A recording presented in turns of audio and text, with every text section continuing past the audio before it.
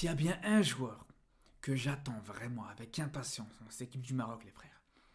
En dehors de Boadi, parce que pour Boadi, c'est encore un cas différent, les gars. Boadi, c'est vrai qu'on l'attend tous, mais Boadi est encore beaucoup plus jeune. Il a 17 ans, il n'y a rien qui presse. S'il veut prendre son temps avant de prendre sa décision, on va le laisser tranquille. S'il va attendre de se stabiliser dans un nouveau club avant de prendre sa décision, il n'y a pas de problème par rapport à ça.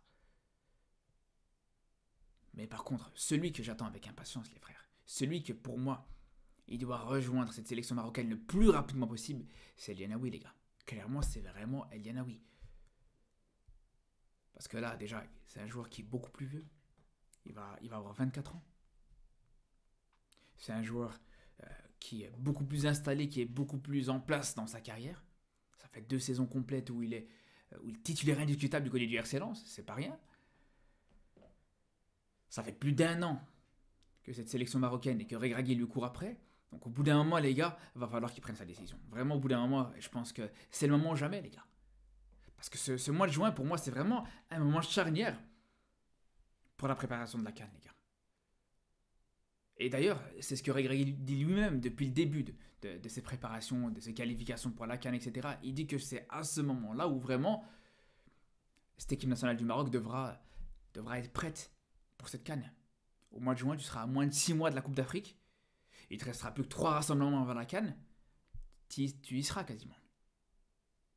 Donc, si c'est pour ne pas avoir El Yanaoui à ce moment-là, et pour qu'El Yanaoui arrive au dernier moment, au mois de septembre, au mois d'octobre, ou qu'il arrive juste avant la CAN, ça sert absolument à rien, les frères.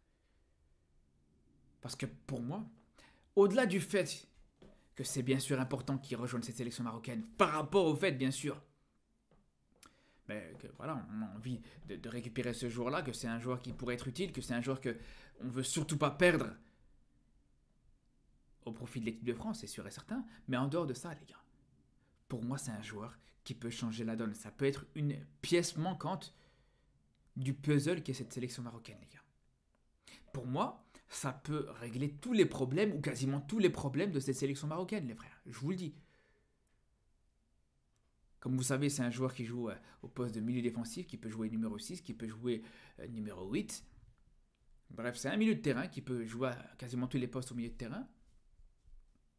Et tu pourrais clairement faire de lui ton nouveau milieu défensif, ton nouveau numéro 6, à la place d'Amrabat, les gars. Moi, je pense que vraiment, c'est le joueur, le profil qu'on attend depuis des années pour pouvoir remplacer Amrabat. Alors, je sais, il y en a qui vont me dire, ouais, mais non, mais tu fais quoi d'Amrabat à ce moment-là? Est-ce que tu mets Amrabat sur le banc? Est-ce que tu fais plus confiance à Amrabat? Au contraire, les gars. C'est là où on en arrive à un autre problème d'ici la prochaine CAN. On sait que le principal problème, j'ai envie de vous dire, les gars, pour cette sélection marocaine, c'est la défense centrale. C'est même pas le milieu de terrain. Amrabat, là encore, voilà. Même si c'est plus le Amrabat d'il y a 2 ans d'ici, il fait encore le taf. Ça, faut pas cracher dessus. Mais c'est pour ça que je vous dis, les gars, pour moi, là où c'est intéressant de mettre El Yanaoui au milieu de terrain, c'est que ça peut permettre à Amrabat de jouer en défense centrale. Ouais, mais non, mais il sait pas, c'est un poste qu'il connaît pas, on peut pas se permettre de bricoler, les gars, il l'a déjà fait pour commencer. Regragui l'a déjà fait sur certains bouts de match, même pendant la Coupe du Monde, pour ceux qui s'en rappellent. C'est un poste qu'il connaît très bien, il a déjà joué à ce poste-là même quand il était à United. Donc, il a tout à fait les aptitudes pour jouer en défense centrale, les gars. Largement. De toute façon, les gars, t'as plus le choix. T'as absolument plus le choix. Aujourd'hui, c'est ça ou rien. On a bien vu les limites de Harkes. On a bien vu Yamir, c'était pas totalement infaillible non plus. T'as absolument tout essayé. Bien sûr, Chadi Riyad, on parle du principe que Chadi Riyad ne sera sûrement pas revenu, ou en tout cas ne sera pas à 100% à la CAN. La solution, El Hilali en défense centrale, Regragui n'en veut pas. Ok, soit, il n'y a pas de problème. Si Regragui, si El Hilali, on a vu, il n'y a pas plus tard qu'il y a une semaine d'ici, les gars, quelques jours d'ici, où il te fait encore un très bon match contre le Barça. En tant que latéral droit, peut-être. Mais il a été très solide défensivement face à un Rafinha qui n'a rien fait sur ce match. Et ça, c'était le cas sur le match aller comme sur le match retour. Il a été très bon contre le Barça. Pareil contre le Real, sur les deux confrontations contre le Real, il a été très bon. Alors, Pour ce qui est de Liali, pour moi, je vous dis, il peut jouer autant latéral droit qu'il peut jouer en défense centrale. Donc ça aurait pu être une alternative, mais Regragui n'en veut pas. Ok, il n'y a pas de problème. C'est là où je vous dis, Amrabat, dans ses qualités, vraiment, quand on voit ses caractéristiques, les gars, quand on voit ses caractéristiques, Amrabat, il est très bon dans le domaine aérien. Il a une qualité de relance qui n'est pas dégueulasse. Défensivement, il est très bon. Au niveau des interceptions, c'est pas mal du tout. C'est toutes les qualités que tu as besoin pour un défenseur central. Le nombre de fois, même en dehors de ça, les gars, même en dehors du fait qu'il peut jouer à ce poste, le nombre de fois, ou comme il le fait, comme beaucoup, bien sûr, de numéro 6 le font,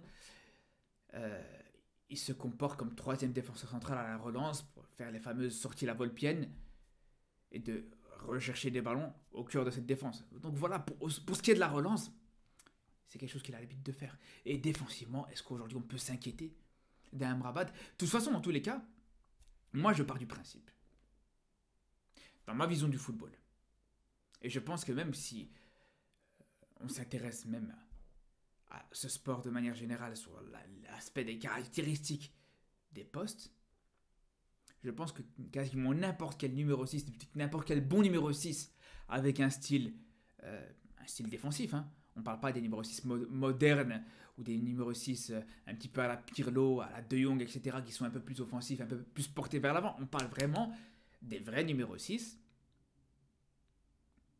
Moi, je pense que n'importe quel numéro 6 qui joue à ce poste-là peut jouer en défense centrale. Il a toutes les aptitudes pour jouer en défense centrale et on ne va même pas compter le nombre de numéros 6, de milieux défensifs qui ont été replacés en défense centrale à l'issue de leur carrière, les frères. Il y en a énormément. Je pense ici à Mascherano, par exemple, du côté du Barça, et je pense qu'on peut encore citer plusieurs exemples si on se penche sur la question. Je pense qu'Amrabat peut en faire partie. Surtout quand tu n'as plus le choix. À côté d'Aguerd d'aujourd'hui, tu n'as absolument plus le choix pour cette défense centrale. Tu n'as plus vraiment de possibilités. Et en plus, en dehors de ça, je parle d'Aguerd, même au niveau de la complémentarité. Aguerd, c'est plus la vivacité, et voilà, la capacité à pouvoir compenser sur les contre-attaques, etc. Amrabat, c'est plus dans la rigueur et dans le duel.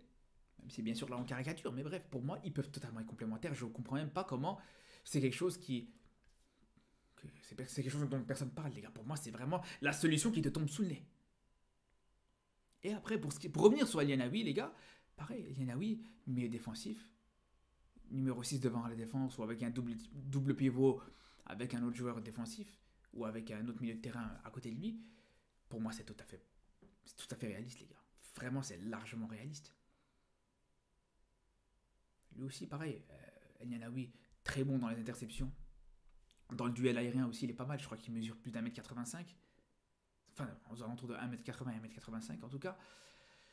Donc voilà, c'est un milieu défensif et un milieu de terrain assez grand, qui est bon de manière générale dans les duels et qui est en forme, les gars.